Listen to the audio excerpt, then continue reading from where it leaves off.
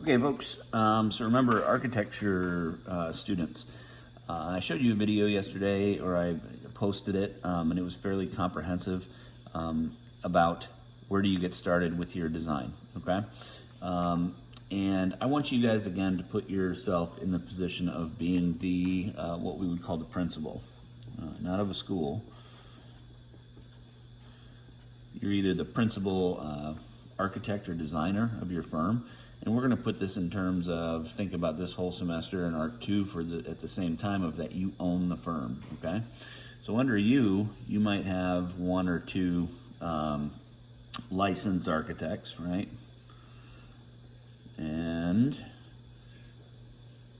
under them, you might have, each one of those guys might have a drafting and design, a draftsman and a designer, okay?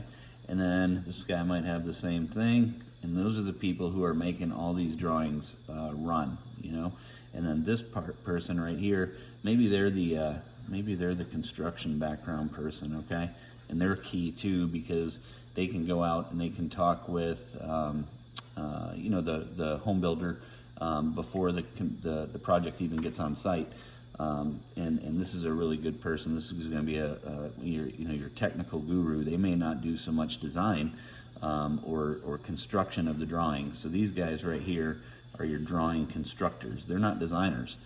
They're taking the information you give them and they are putting it together, and they're efficient at that.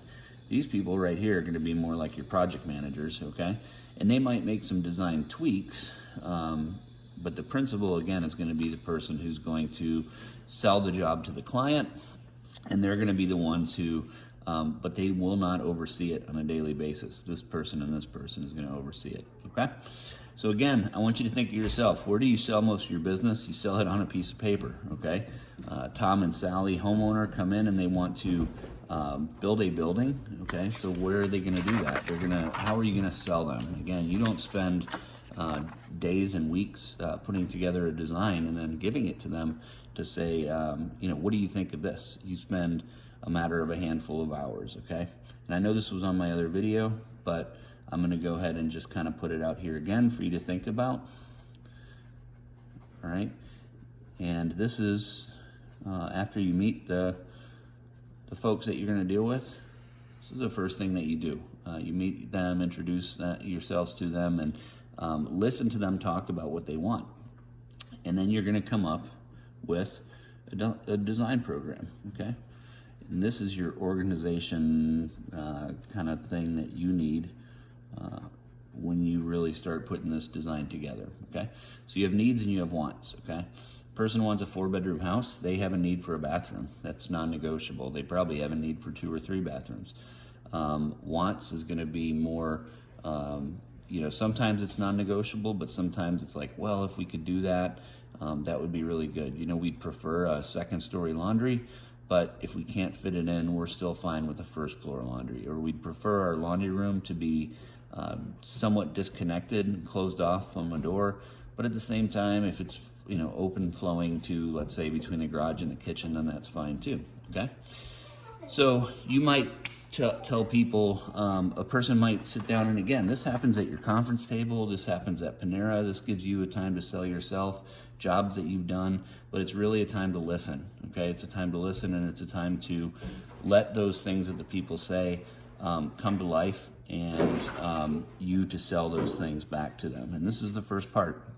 So Tom and Sally might say, and guys, as the designer, okay, after this first project, we're going to treat you just like you are the principal architect for every other project you do from now on, okay?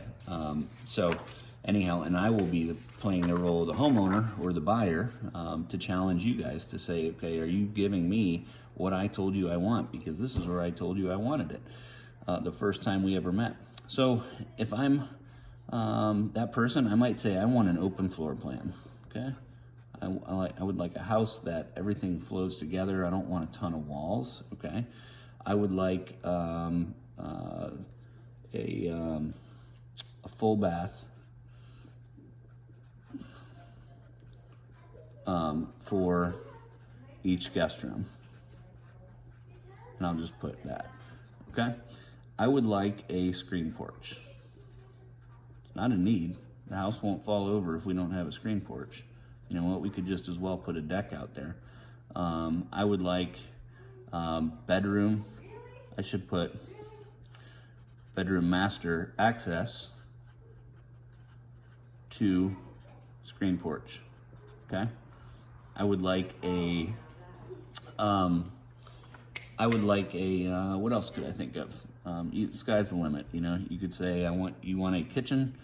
You know what would be cool, I've always thought, would be to have a 2-story kitchen. That doesn't mean it has a second floor in it. It means that the ceilings are 2-story height, big cathedral ceilings.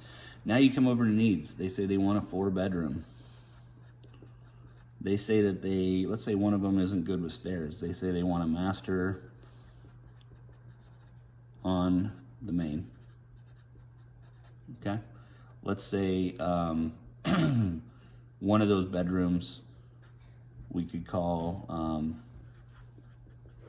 an in-law suite. That's one that's going to have almost like a smaller version of a master bedroom. Okay, they need a 3-car garage. Okay, and what else do they need? Trying to think. They need a study or office. Okay. What they want, let's say one more thing. They want no formal living. They'd rather see if you can make a family room accommodate both things. And what they do need a dining room. All right, so you look at this at the end and you say, this is a piece of cake. It's not a piece of cake.